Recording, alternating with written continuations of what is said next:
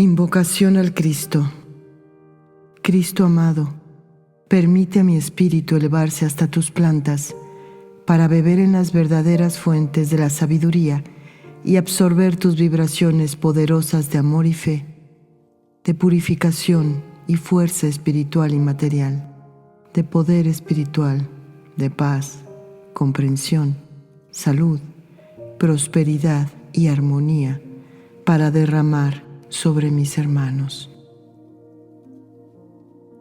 Lección 2. Individualidad, conciencia universal. El imprescindible cambio en la tónica vibratoria de nuestro planeta. La individualidad constituye en la trayectoria evolutiva una etapa durante la cual el ser desarrolla sus facultades y adquiere sabiduría mediante el propio esfuerzo exclusivamente, capacitándose así para poder ayudar a los demás con lo que le pertenece por haberlo logrado conscientemente y por propia voluntad en milenios y milenios de experiencias de acción, lo cual es para un espíritu la única forma de poder progresar en su evolución. La individualidad espiritual no impone individualismo humano, pero como la interpretación y la traducción humanas de las vibraciones espirituales que se reciben en un mundo como el nuestro son siempre deformadas y hasta invertidas, el hombre, influido por su egocentrismo, traduce la sensación de individualidad, que es responsabilidad de sí mismo, como individualismo en todos los aspectos de su vida de relación. El individualismo, errónea traducción humana de la individualidad que, como dijimos, es una etapa en la trayectoria de la evolución espiritual, es contrario a la ley de fraternidad universal y, en consecuencia, su influencia en el hombre es fuente de dolor para el ser en su aspecto espiritual y en su aspecto humano. La individualidad con minúscula es un estado humano que va perdiéndose a medida que avanza en el mundo la unificación.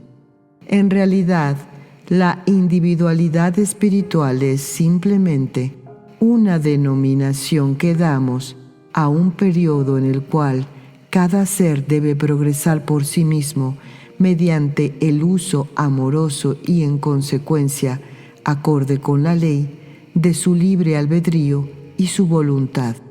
A medida que, progresando evolutivamente por el propio esfuerzo, va desapareciendo la individualidad y se avanza en la unificación, el desarrollo de la vida del ser se hace más acorde con la ley del amor, incluso en los periodos de encarnación, y paulatinamente van eliminándose las causas de dolor, pudiendo entonces actuar y vivir humanamente con mayor felicidad en mundos físicos. En el proceso de unificación, la individualidad va desapareciendo, pues los seres van unificándose en aquello similar que desarrolló cada uno, pero no se unifica su esencia divina. Cada ser es, por siempre, desde el momento en que su esencia divina nace a la vida y va logrando puntos evolutivos cada vez más avanzados como producto del esfuerzo propio, no podría, pues, unificarse, fusionarse en su esencia divina con otros seres. Lo espiritualmente adquirido se ha consubstanciado con su esencia divina en todos los seres que se unificaran, y aunque tenga de unos a otros diferente intensidad, mayor o menor de acuerdo con el punto evolutivo del ser, dentro de determinados límites comienzan a unificarse de acuerdo con la ley al llegar el momento de la acción amor. No debemos confundir unificarse con unirse. La unión es transitoria, la unificación es permanente. A medida que el hombre vaya sutilizándose, irá perdiendo paulatinamente la individualidad. La preparación para la individualidad espiritual se realiza durante el periodo de experiencias en el reino animal. Recordemos que nada es repentino en la evolución y comienza a tener vigencia cuando el ser adquiere conciencia, discernimiento, libre albedrío y voluntad. La individualidad termina cuando la conciencia deja de ser individual para transformarse en conciencia universal. Pregunta: ¿los cuerpos físicos invisibles se conforman en el mundo de encarnación? Explicación: sí, se conforman en el mundo de encarnación. El mundo tiene, además de las vibraciones que corresponden al plano, las vibraciones generadas y atraídas por las humanidades que en él experimentaron y por la naturaleza. La vibración base de cada cuerpo físico invisible la toma del mundo, pero en lo que corresponde al plano. Significa esto que tiene las vibraciones base del plano en ese mundo. Por ejemplo, dos planetas que están en un mismo plano tienen las mismas vibraciones bases mentales, emocionales, sensoriales y demás, pero en cada uno de ellos la vida se ha desarrollado en forma diferente y en consecuencia ciertas vibraciones son exclusivas de cada mundo y los seres que deben encarnar en ellos las necesitan para su forma. Cuando un ser en su partícula espiritual desciende a un mundo para encarnar, forma sus cuerpos físicos invisibles que denominaremos cuerpos básicos, los cuales le son indispensables en el desarrollo de toda su acción, es decir, que los conservan en todas sus reencarnaciones en ese mundo y no se desprende de ellos hasta que abandona el mundo. En esos cuerpos físicos invisibles básicos van quedando los rastros dejados en cada encarnación como necesidad kármica, o sea, deudas con la ley, y también las huellas dejadas por las experiencias vividas acordes con la ley, las que le serán útiles al ser en sus futuras reencarnaciones. De acuerdo con esos rastros, que significan deudas con la ley, y su necesidad de eliminarlos, forma el ser los cuerpos físicos invisibles transitorios de sus reencarnaciones. Las vibraciones necesarias para esos cuerpos físicos invisibles en gestación las reclama el cuerpo físico que se va gestando a través del respectivo cuerpo físico invisible de su madre, y el ser, en su partícula proyectada, lo adapta a sus necesidades kármicas y de experiencias. Mientras los cuerpos físicos básicos conservan rastros que, como dijimos, significan necesidades kármicas, la partícula espiritual no podrá desintegrarlos para reintegrarse a su todo, pues antes de reintegrarse a su todo, deberá haber saldado todas sus deudas con la ley y cumplido las experiencias que vino a obtener. Cuando un ser en su partícula espiritual encarna por primera vez, sus cuerpos físicos invisibles básicos recién formados son limpios, podríamos decir, de toda vibración que pudiera empañar su pureza, como ocurre con las vibraciones de los rastros. Si, en cambio, es partícula de un espíritu evolucionado que debe comenzar una experiencia o una tarea en ese mundo, las vibraciones de la mente y el alma formadas en lo que el mundo permite a nivel de su punto de evolución son puras, sin rastro alguno en sus cuerpos físicos invisibles básicos que también ha debido formar. La partícula espiritual transmite a sus cuerpos físicos invisibles transitorios, por intermedio de sus cuerpos físicos invisibles básicos correlativos, las vibraciones y la energía necesarias para trabajar en las experiencias y tareas que debe realizar. Pregunta: entonces tenemos cuerpo mental básico y cuerpo mental transitorio, cuerpo astral básico y cuerpo astral transitorio. Explicación: sí, naturalmente. De lo contrario, una vez que el ser se ha desprendido de los cuerpos físicos invisibles transitorios, no podría actuar cuando debe hacerlo en el plano mental y en el plano emocional sensorial, a pesar de encontrarse en el plano astral. Pregunta: ¿puede un ser encarnado en la Tierra trasladarse en cuerpo astral a otro planeta?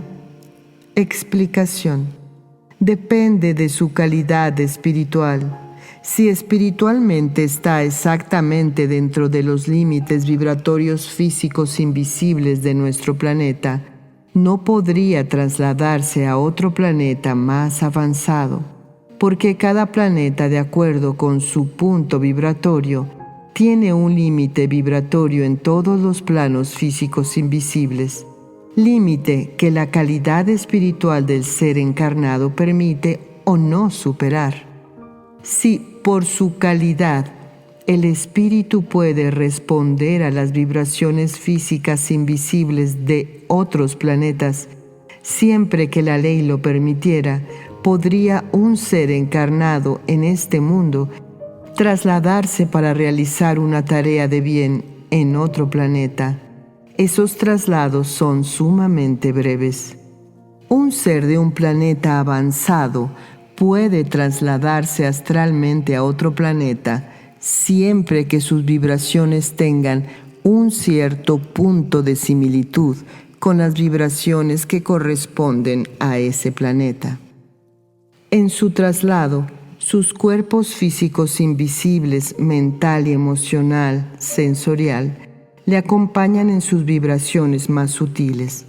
Ese traslado es muy breve en casi todos los casos, pero su permanencia en ese otro planeta le permite realizar la captación que se busca o el trabajo que debe efectuar de acuerdo con la ley.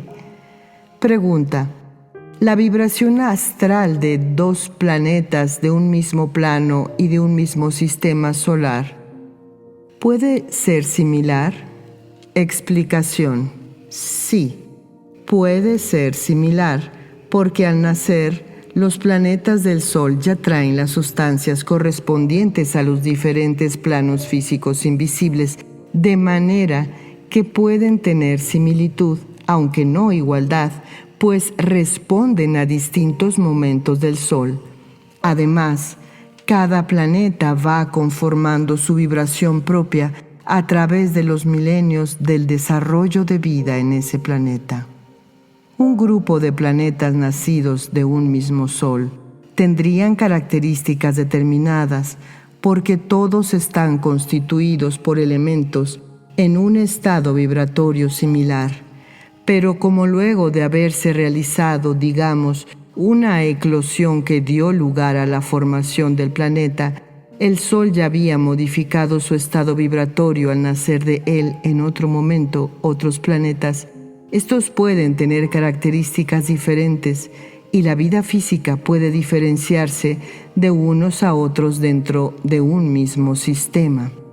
En cada sistema puede haber planetas destinados simultáneamente a recibir en su momento vida evolucionante en diferentes puntos evolutivos, es decir, a constituir mundos diferentes entre sí.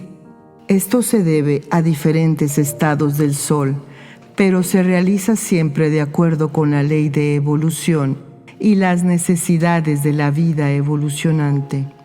Ejemplo: en un mismo sistema puede haber planetas que han nacido constituidos por elementos de menor densidad que los de otros, pues los planetas están constituidos por vida no evolucionante que evoluciona, de modo que pueden hacer un planeta constituido por elementos, vida no evolucionante que evoluciona, menos densos, y otro constituido por elementos más densos. Por lo tanto, en un sistema puede haber unos planetas que comienzan a recibir vida evolucionante, chispas divinas, y luego soplos espirituales en punto de evolución anterior y otros planetas en punto de evolución posterior. En el proceso de su evolución, las chispas divinas y los soplos espirituales deben obtener el máximo de experiencias. Por lo tanto, no realizan sus experiencias en un planeta solamente, sino que la ley les proporciona los medios para realizar todas las que necesitan, llevándolos a experimentar en planetas constituidos por sustancias diferentes, más densas y menos densas. En esos planetas, aun cuando su vibración esté en el punto requerido para las experiencias que corresponden a esas chispas divinas y a esos soplos espirituales en ese momento de su trayectoria evolutiva, la naturaleza tiene aspectos distintos. Pregunta: ¿puede haber un planeta sin habitantes? La Luna, por ejemplo. Explicación: todo en el universo tiene una finalidad, ciertas vibraciones del Sol. La Tierra no puede recibirlas directamente porque la forma nuestra no las soportaría y debe recibirlas a través de la Luna, que actúa como transformadora de esas vibraciones. Por otra parte, la Luna es receptora de determinadas vibraciones que provienen de la Tierra, que tienen en la Luna una especie de espejo que las refleja, volviéndolas a proyectar con otro punto vibratorio, el necesario sobre los lugares de la Tierra a los cuales están destinadas. Esto significa que la Luna puede haber nacido con esa finalidad y no ser un planeta que murió. Pregunta: ¿por qué es imprescindible para nuestro planeta cambiar ahora su tónica vibratoria? ¿Qué ocurrirá? Explicación: porque de acuerdo con los términos de la ley de evolución, nuestro planeta deberá pasar ya a integrar un plano más sutil. Por consiguiente, todo lo que puede obstaculizar el cumplimiento de esa necesidad evolutiva será eliminado. En un momento evolutivo como este, llegan a la Tierra, por ley de evolución, vibraciones nuevas que responden a la necesidad del planeta de alcanzar el nuevo punto evolutivo que le corresponde. Pero como el planeta, demorado en su ritmo, no ha alcanzado la preparación necesaria para armonizarse con esas vibraciones nuevas, habrán de producirse choques vibratorios cuyas consecuencias podrían ser catástrofes, desastres, desencarnaciones en masa, porque como es imprescindible adaptar el medio a las nuevas vibraciones, todo aquello que obstruya su acción será eliminado. Debemos tener presente que en esto no obra ninguna voluntad, sino la acción de las nuevas vibraciones que comienzan a actuar en el mundo en el momento preciso marcado por la ley de evolución. Esas nuevas vibraciones producirán el efecto purificador necesario, eliminando las vibraciones que no condigan con ese momento de la evolución en la Tierra. Mediante el trabajo de purificación que se realiza en los grupos misioneros de tarea espiritual sobre el plano mental y en el plano astral del mundo, tarea que obra y actúa sobre las mentes y las almas de nuestra humanidad, podrá cambiar e ir mejorando cada vez más la vibración mental y astral emocional sensorial de todos los hombres del presente y del futuro, lo cual permitirá la adaptación progresiva de la vibración del planeta a las nuevas vibraciones que deben actuar en él, de acuerdo con la ley de evolución. Pregunta: cuando comienza una gestación, ¿ya está determinado el ser que va a ocupar ese cuerpo? Explicación: sí, porque las encarnaciones y reencarnaciones están regidas por la ley, ya sean gestaciones completas, es decir, que el ser nacerá como humano, o interrumpidas, o sea que, por diferentes causas, el ser no llegará a nacer a la vida humana. Pregunta: ¿es posible gozar de verdadera salud física si la mente y el alma no vibran positivamente? ¿Por qué? Explicación: no, porque salud es expresión de equilibrio entre todas las funciones orgánicas, para lo cual se requiere que las células que constituyen el organismo vibren positivamente. Como la mente y el alma penetran todas las células del organismo, si vibran negativamente, transmiten esa vibración negativa a las células físicas, llegando a desequilibrar sus funciones.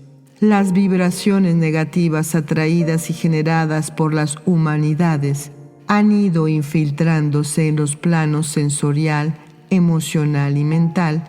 En el plano de la voluntad no pueden hacerlo, porque es un plano muy sutil, aunque físico e invisible. Es una vibración en la cual la vibración negativa no puede asirse. Suele decirse voluntad al mal, pero es la acción de aspecto negativo mental, emocional y sensorial dominando a la voluntad, lo cual ocurre muy frecuentemente. La voluntad, presionada por vibraciones mentales y astrales negativas, se va debilitando, y su acción es reflejo de esas vibraciones que la presionan. Pregunta: entonces, cuando vemos seres humanos que insisten en cosas materiales o negativas, ¿no es la voluntad que está actuando? Explicación: por el contrario, es la voluntad que no está actuando por sí misma, porque la voluntad solo puede actuar en el bien, no en el mal. Pero en la humanidad actual, la mente y el alma tienen aún predominio sobre la voluntad, induciéndola a la acción en la mayoría de los seres humanos. Invocación del amor. Unidos nuestros corazones al corazón del Cristo y unidas nuestras mentes a la mente del Cristo, que su amor y su poder despierten el amor en la humanidad y traigan paz a la tierra.